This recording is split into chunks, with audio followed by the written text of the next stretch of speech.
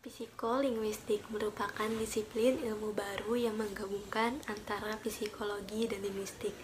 Bahasa dan berpikir merupakan dua hal yang saling berkaitan dan merupakan aspek penting dalam kehidupan. Bahasa digunakan sebagai alat pengucap pikiran, sedangkan berpikir merupakan suatu proses untuk memunculkan bahasa. Dalam berbahasa, seseorang melakukan proses berpikir agar terbentuknya bahasa. Sebaliknya, dalam berpikir, dibutuhkan bahasa sebagai media dalam pengungkapan apa yang sedang dipikirkan.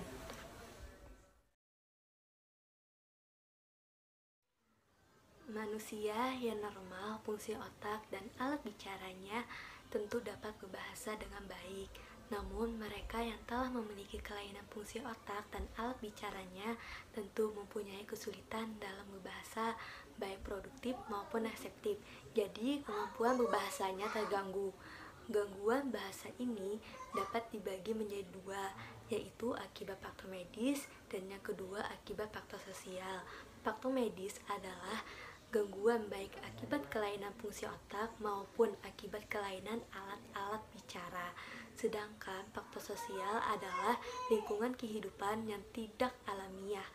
Manusia seperti terselisih atau terisolasi dari lingkungan kehidupan masyarakat manusia yang sewajarnya.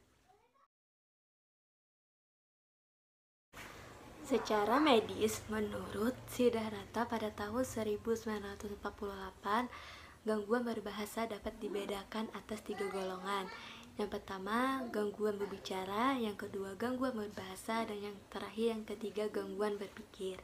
Gangguan berbicara merupakan aktivitas motorik yang mengandung modalitas psikis. Oleh karena itu, gangguan berbicara ini dapat dikelompokkan ke dalam 2 kategori. Yang pertama, pada gangguan mekanisme berbicara berimplikasi pada gangguan organik, dan kedua, gangguan berbicara pada psikogenetik. Yang kedua, pada gangguan berbahasa berarti komunikasi dengan menggunakan suatu bahasa. Untuk dapat berbahasa diperlukan kemampuan mengeluarkan kata-kata. Ini berarti daerah Broca dan Wernicke harus berfungsi dengan baik.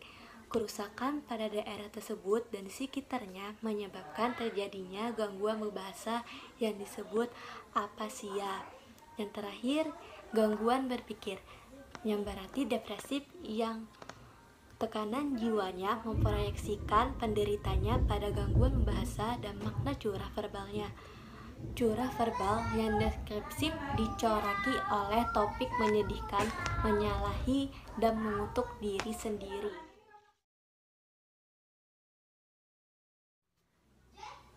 Adapun gangguan berbahasa, salah satunya yaitu berbicara gagap. Berbicara gagap adalah berbicara yang kacau yang sering tersendat-sendat, mendadak berhenti, dan lalu mengulang syukur pertama. Berbicara gagap memiliki gejala-gejala yang diantaranya memiliki kemampuan komunikasi yang terbatas dan kurang efektif, gelisah saat berbicara, mengedipkan mata secara cepat, menghindari kontak mata, gemetar pada rahang atau bibir. Yang terakhir, mengalami kesulitan mengucapkan suatu kata, suku kata, atau kalimat. Ada juga faktor-faktor yang menyebabkan berbicara gagap. Yang pertama, adanya faktor stres. Yang kedua, pendidikan seseorang yang keras mengakibatkan seseorang tersebut tidak dapat menyampaikan argumennya. Yang ketiga, adanya kerusakan pada bagian otak.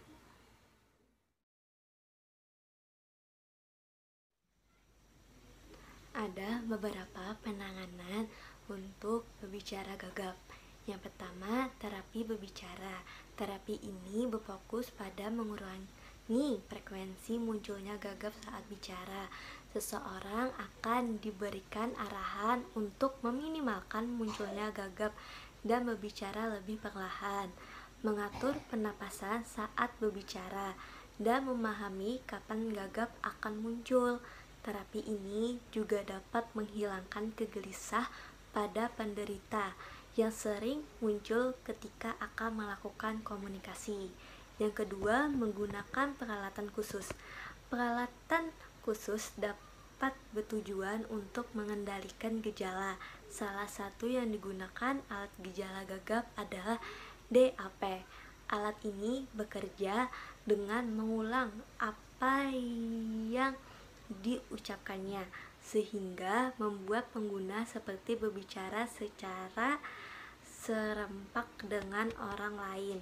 Yang ketiga, terapi perilaku kognitif bertujuan untuk mengubah pola pikir yang dapat memperburuk kondisi gagap. Selain itu, metode ini juga dapat menghilangkan gelisah yang dapat memicu gagap. Dan juga ada komunikasi untuk berbicara gagap. Yang pertama, dengarkan apa yang penderita sampaikan. Lakukan kontak mata secara alami dengan penderita selagi berbicara. Yang kedua, hindari melengkapi kata yang ingin disampaikan pembicara gagap. Biarkan pembicara menyelesaikan perkataannya. Yang ketiga, pilihlah tempat berbicara yang tenang. Yang terakhir, berbicara secara perlahan.